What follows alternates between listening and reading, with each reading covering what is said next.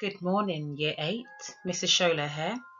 Welcome to Lesson 5 of the Gothic Literature Unit. Have you been enjoying learning and using new terminology? Or have you attempted your own Gothic drawings and paintings?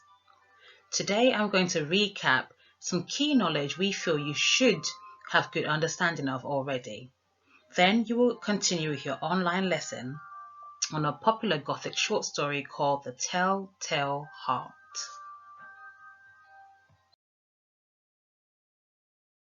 For this lesson, you will need your booklet or workbook, a writing pen, your knowledge organizer, which can be found on page 2, and if you have one at home, a dictionary thesaurus.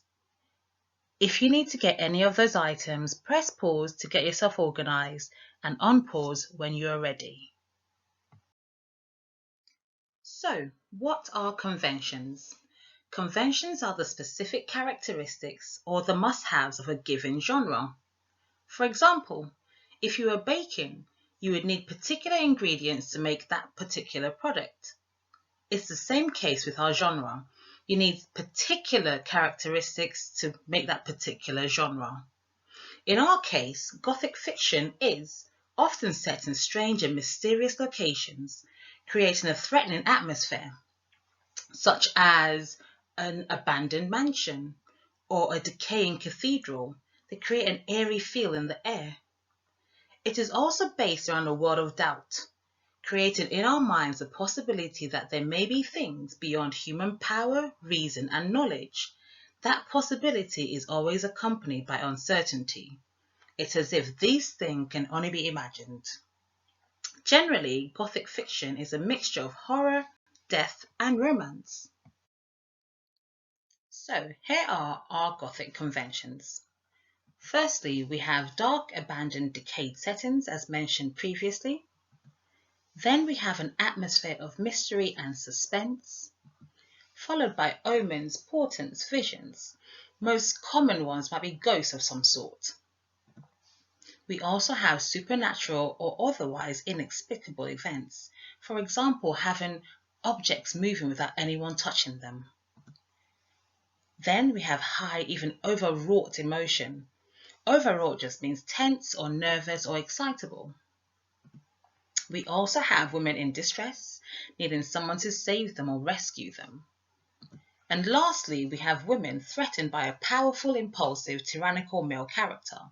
This is someone with quite a lot of power, trying to rule over them.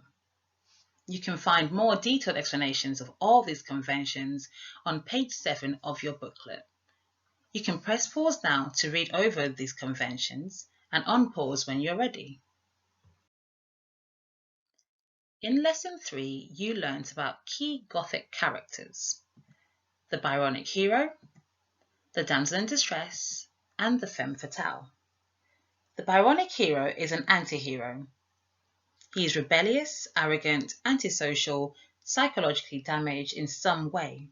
He is also a handsome man but dangerous to love, as his tortured soul is the center of his world.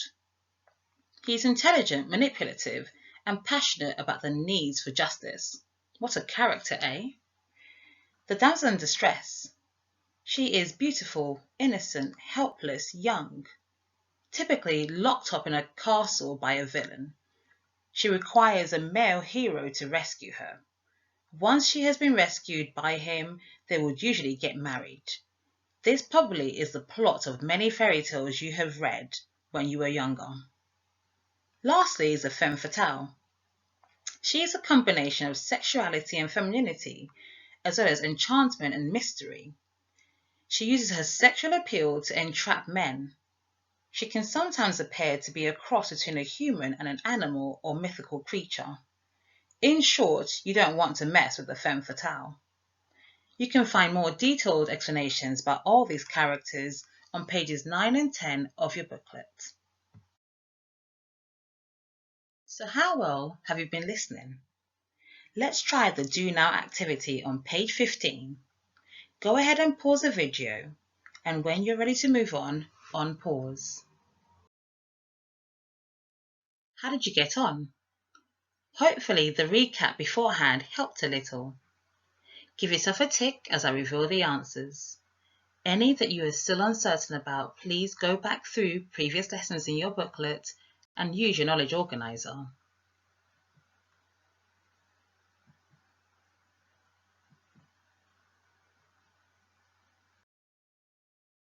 You are now ready to continue with your online lesson on the Telltale Heart. Today's lesson objective is analysing language for deeper meaning. Thank you for joining me on this quick recap. You will need to return to your Show My Homework page and click on the link attached for the lesson.